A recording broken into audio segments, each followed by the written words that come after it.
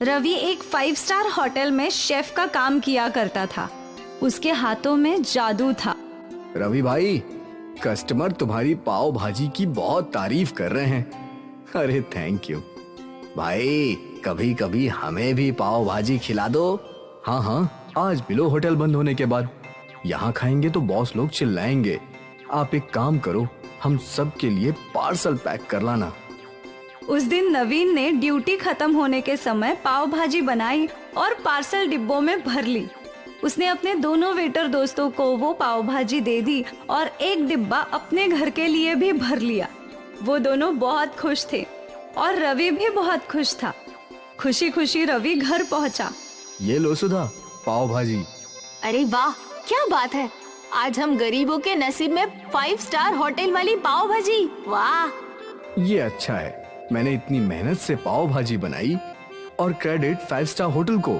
इसीलिए तो मुझे अपना खुद का रेस्टोरेंट डालना है। हाँ पतिदेव जी, आपका रेस्टोरेंट जल्दी ही खुल जाएगा। उम्मीद है, पर ये सब कैसे होगा? घर की, बच्चों की, सबकी जिम्मेदारी भी तो मुझ पे है। हाँ वो तो है, पर मुझे उम्मीद है कि आपका रेस्टोरेंट जरूर खुलेगा। हाँ, उम्मीद पर दुनिया कायम है। तभी पिंकी और अर्नव ट्यूशन से लौट आए। पापा पापा, आज तुम्हारे पापा तुम दोनों के लिए कुछ स्पेशल लाए हैं। पाव भाजी ना? अरे, तुमने कैसे गेस किया? क्योंकि मेरा बड़ा मन था पाव भाजी खाने का। वाह, देखा, पापा को सब कुछ पता है। सुधा, सबको पाव भाजी परोसो। आज मेरे बच्चे मेरे हाथों की फेमस पाव भाजी खाएंगे। क्या आपकी पाव भाजी सच में फेमस है? है नहीं, पर हो जाएगी। चलो चलो, भूख लगी है, खाना टाइम। सभी ने मिलकर बड़े चाव से रवि की पाव भाजी खाई। आप तो मुझसे भी अच्छा खाना बनाते हैं। Thank you. आपका रेस्टोरेंट जरूर खुलेगा। हाँ जरूर। फिर एक दिन की बात है, रवि होटल में खाना बना रहा था। मैनेजर उसके पास आया। दोस्त, मुझे बताने में बहुत तकलीफ हो रही है, पर तुम्हें काम से निकाल दिया गया है। पर क्यों? होटल का मुनाफा कम हो रहा है, तो मैनेजर एम्प्लॉय भी कम कर रहे हैं और इसी वजह से हम सिर्फ एक ही शेफ अफोर्ड कर सकते हैं। अब वही फास्ट फूड के साथ सारे फूड आइटम्स बनाएगा और उसे एक्सपीरियंस भी है। तो बॉस का डिसीजन है कि अब हमारे होटल में एक ही शेफ रहेगा और इस वजह से तुम्हें जॉब से निकाला जा रहा है। रवि परेशान हो गया। उसने सोचा न था कि उसके साथ ऐसा कुछ होगा। वो घर पहुंचा और उसने सारी बातें सुधा को बताई। आप चिंता मत कीजिए, आपको दूसरे होटल में नौकरी मिल जाएगी। उम्मीद है जल्द ही मिलते हैं। रवि कई होटल्स में जॉब ढूंढने गया, पर हर जगह उसे बस निराशा ही मिल रही थी। लगभग 1 महीना हो गया था। अब वो निराश हो गया था। उस दिन जब वो घर लौटा तो वो रो पड़ा। क्या बात है, आज नहीं तो कल आपको जॉब मिल ही जाएगी। मैंने कितने होटल्स में कोशिश की, पर मंदी के कारण कहीं काम नहीं है। अब मैं क्या करूं? काम नहीं है तो क्या हुआ, आपके हाथों में हुनर है। आप खुद का रेस्टोरेंट डाल सकते हो। पर सुधा, रेस्टोरेंट डालने के लिए पैसे लगते हैं, वो कहां से आएंगे? मेरे गहने हैं ना। सुधा, उनसे बस 2-4 लाख रुपए आएंगे। उतने में हम एक छोटा फास्ट फूड रेस्टोरेंट तो खोल ही सकते हैं।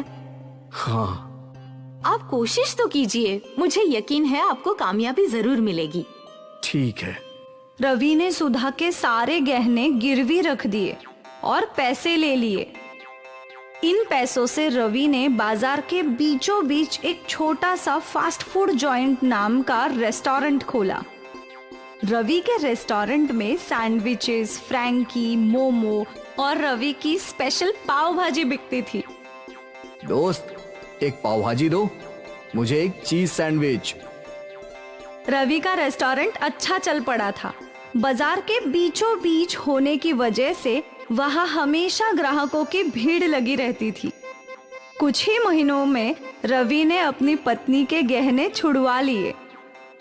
ये ले सुधा, तेरे गहने। भगवान की कृपा है हम पर। बड़ी जल्दी आपका रेस्टोरेंट सेट हो गया। होता कैसे नहीं, मेरे हाथों में जादू जो है। हाँ हाँ। रवि और सुधा की जिंदगी में अभी खुशी के थोड़े ही लम्हे आए थे कि उन पर नया संकट आ पड़ा।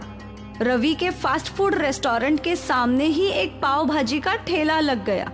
पाव भाजी के ठेले में पाव भाजी बस 50 रुपए की थी और यही देखकर सारे ग्राहक रवि के फास्ट फूड रेस्टोरेंट के बदले ठेले पर पाव भाजी खाने लगे। अब ये क्या नई मुसीबत है? अगर मैं पाव भाजी के दाम 50 रुपए से कम करूं तो मेरे इस होटल का भाड़ा और मुनाफा कैसे निकलेगा? रवि की दुविधा बढ़ गई। अगले कई दिनों तक रवि सोचता रहा कैसे उस पाव भाजी के ठेले की मुसीबत से निपटे। अगर मैं दाम कम नहीं कर सकता तो मुझे कुछ नया करना होगा जिससे सारे ग्राहक मेरे रेस्टोरेंट में ही आए। पर क्या करूं? रवि सोचने लगा कि वो क्या कर सकता है। जब वो घर लौटा तो भी वो सोच ही रहा था। सुधा, मैं क्या नया कर सकता हूँ? मैं समझी नहीं। अगर मैं पाव भाजी का दाम 50 रुपए से नीचे करूं तो मुझे मुनाफा नहीं होगा और अभी तो सारे कस्टमर्स उस ठेले पे ही पाव भाजी खा रहे हैं। तो मैं सोच रहा हूँ कि मैं भी कुछ नया करूं, ऐसा कुछ जो किसी ने नहीं सुना हो। सुधा अपने रसोई में मसालों की ओर देखने लगी। आपको याद होगा कि आपके गांव से काला मसाला आया है। अगर आप इस मसाले का इस्तेमाल करके पाव भाजी बनाएंगे तो वो बिल्कुल नई होगी। काली पाव भाजी? हाँ, काली पाव भाजी। और बस रवि और सुधा को आइडिया मिल गया। अगले दिन रेस्टोरेंट के बाहर बड़ा बोर्ड लग गया, स्पेशल काली पाव भाजी। और रवि ने अपनी स्पेशल काली पाव भाजी बनाना शुरू कर लिया। कई लोगों ने वो बोर्ड पढ़ा। फिर एक यूट्यूबर का ध्यान उस बोर्ड पर गया और वो रेस्टोरेंट के अंदर आया। रवि ने उसे काली पाव भाजी सर्व की।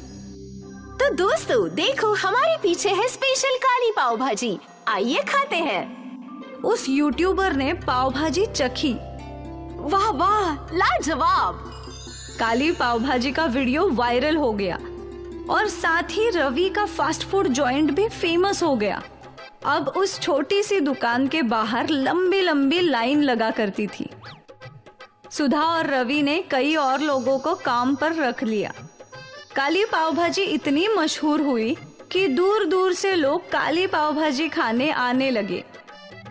देखते ही देखते रवि का छोटा सा फास्ट फूड जॉइंट अब एक बड़ा होटल बन चुका था। आखिर अपने सपना पूरा कर ही दिया। हाँ, लेकिन ये सब तेरी वजह से मुमकिन हुआ है। तेरा आइडिया कमाल कर गया। काली पाव भाजी ने रवि के काले भविष्य को उज्जवल बना दिया, उसकी डूबती हुई नैया को पार लगा दिया और आखिर उसका होटल खोलने का सपना पूरा हो गया।